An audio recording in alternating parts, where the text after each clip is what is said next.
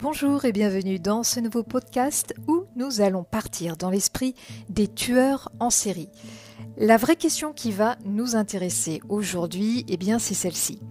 Les tueurs en série ont-ils, oui ou non, des prédispositions à tuer ? Donc en clair, est-ce qu'ils sont nés comme ça ou ont-ils fabriqué leurs fantasmes au fur et à mesure de leur existence jusqu'à leur premier passage à l'acte ? C'est ce qu'on va voir tout de suite d'un petit peu plus près.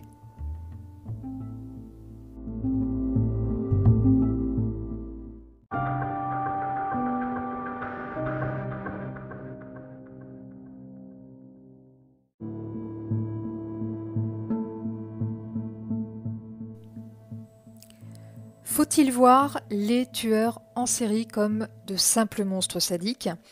Je pense que la grande majorité des gens répondraient très certainement oui, parce que c'est vrai que leurs actes sont généralement d'une extrême barbarie. Mais pour comprendre un domaine aussi complexe et aussi sombre que l'acte criminel, il faut sans aucun doute remonter à sa source. Déjà, on va rappeler ce qu'est un tueur en série. Pour le FBI, c'est un individu qui tue au moins 3 personnes sur une période assez distendue à 3 endroits différents. Entre ces crimes, il y a ce que l'on va appeler une période de latence, c'est-à-dire une pause de refroidissement émotionnel, on va l'appeler comme ça.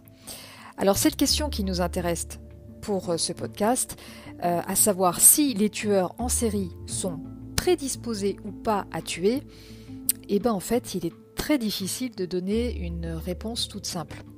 Tout simplement parce que il ne doit probablement pas y avoir une seule réponse, puisque là, on aborde le comportement humain dans ce qu'il y a probablement de pire.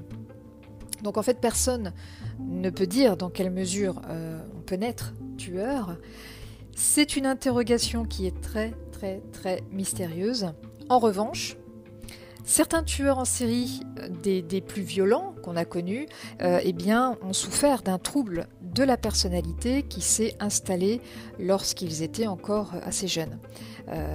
Certains ont été diagnostiqués psychopathes ou encore sociopathes avant leur premier crime.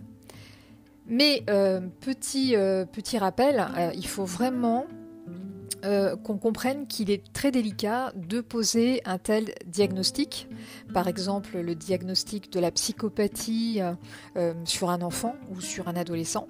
Il peut y avoir des traits de caractère liés à ce trouble, sans pour autant que le jeune devienne véritablement un individu psychopathe une fois qu'il sera adulte. Néanmoins, même si un tueur en série a été diagnostiqué, on va dire psychopathe lorsqu'il était jeune, ça ne va pas nous éclairer davantage sur le fait qu'il soit né psychopathe. Le trouble par lui-même peut très bien s'être construit à un âge plus avancé, notamment si ce tueur a vécu au sein d'une famille défaillante ou s'il a subi des traumatismes graves. Il ne faut pas non plus oublier que la plupart des personnes atteintes d'un trouble de la personnalité antisociale, ce ne sont pas des criminels. Les problématiques se révèlent généralement être plus d'ordre relationnel, mais pour autant, ça ne va pas évoluer vers une tuerie. Autre complexité, c'est aussi une caractéristique génétique qui a été découverte chez certains tueurs en série. Ce facteur génétique pourrait éventuellement contribuer au passage à l'acte, puisque certaines études ont révélé qu'un pourcentage important de tueurs en série ont un niveau de testostérone, c'est un mot difficile à dire, qui est extrêmement élevé dans le corps par rapport à un homme qui n'est pas un criminel. Donc si les spécialistes estiment qu'il peut y avoir un lien entre un trouble de la personnalité antisociale et un niveau élevé de testostérone, ces deux axes peuvent aussi être indépendants l'un de l'autre, attention. Autre facteur qui pourrait également contribuer à expliquer les actes des tueurs en série, c'est également le niveau de dopamine chimique de leur cerveau. Alors qu'est-ce que la dopamine ? C'est elle qui gère le plaisir et la motivation. Et il apparaît que les tueurs en série ont un faible niveau de dopamine, ce qui peut expliquer leur besoin de vivre des sensations anormalement fortes pour se sentir stimulés. Beaucoup de tueurs ont raconté à quel point ils sentaient l'adrénaline monter en eux au moment de la traque de leurs victimes, de la séquestration. D'autres ont eu cette même sensation lorsqu'ils ont raconté avoir senti ce contrôle total sur la vie de quelqu'un, ce contrôle au moment où ils torturent et ce contrôle au moment où leur victime décède. Donc cette exaltation est également éprouvée par les tueurs en série lorsqu'ils lisent et écoutent les médias. En fait, la peur qu'ils provoquent sur les citoyens, le ressenti de toute puissance qu'ils ressentent vis-à-vis des enquêteurs, le sentiment de contrôler les médias, eh bien tout ça va venir alimenter leur ego. Alors il faut également noter que de nombreux tueurs en série violent leurs victimes avant ou même après les avoir tuées. Alors en règle générale, ce n'est pas le pouvoir sexuel qui motive le criminel, mais c'est le contrôle qu'il exerce sur ses victimes, la peur qu'il engendre et le pouvoir extrême qu'il ressent à ce moment-là. Ça, c'est ce qui compte pour les tueurs en série avant le pouvoir sexuel. Alors maintenant, qu'en est-il des personnes qui n'ont pas de prédisposition génétique, mais qui pourraient malgré tout devenir des tueurs en série, parce que certains d'entre eux n'ont aucune de ces prédispositions qui les mènent à tuer intentionnellement. Donc l'une des raisons qui pourrait être la suivante, un tueur en série peut se créer par son environnement. Alors, car c'est vrai que les gènes peuvent jouer un rôle, aussi insignifiant soit-il, mais cela peut aussi indiquer qu'un environnement toxique peut suffire à transformer quelqu'un en tueur. Ainsi, un facteur environnemental violent pourrait contribuer à la fabrication du futur criminel. Si on prend l'exemple suivant de quelqu'un sans prédisposition génétique, eh bien ça pourrait expliquer la naissance de l'envie de tuer.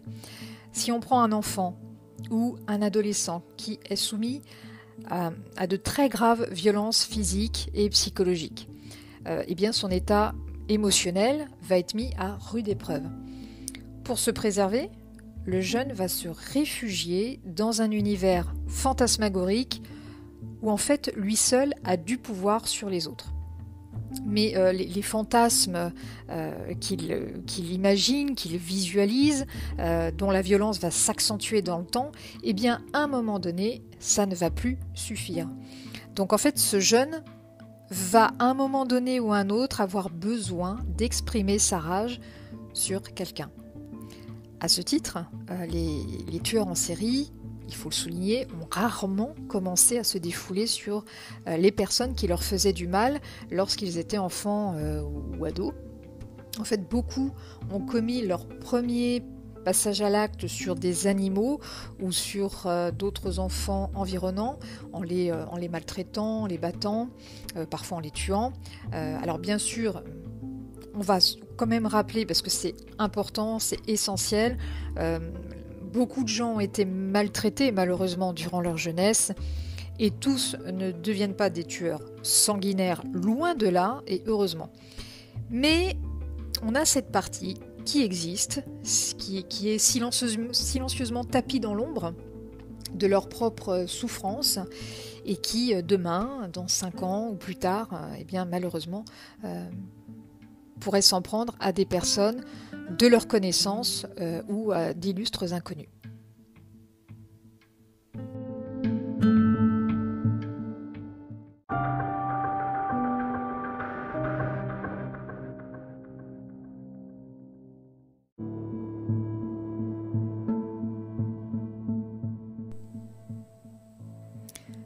Voilà, vous l'avez compris, cette question que l'on se pose sur les tueurs en série, à savoir s'ils sont prédisposés à tuer ou pas, eh bien ce n'est pas si simple que ça, puisqu'il y a plusieurs paramètres qui sont à prendre en compte. Après, la même question peut également se poser pour des individus pédophiles ou encore des violeurs de personnes adultes. Plus on avance dans un esprit tourmenté et sombre, moins les réponses sont tranchantes ou linéaires. En fait, eh bien, chaque tueur a sa propre histoire, ses propres traumatismes, sa propre génétique et ses propres tourments. Merci beaucoup d'avoir écouté ce podcast. Nous, on se retrouve très très bientôt et surtout faites bien attention à vous. À très vite.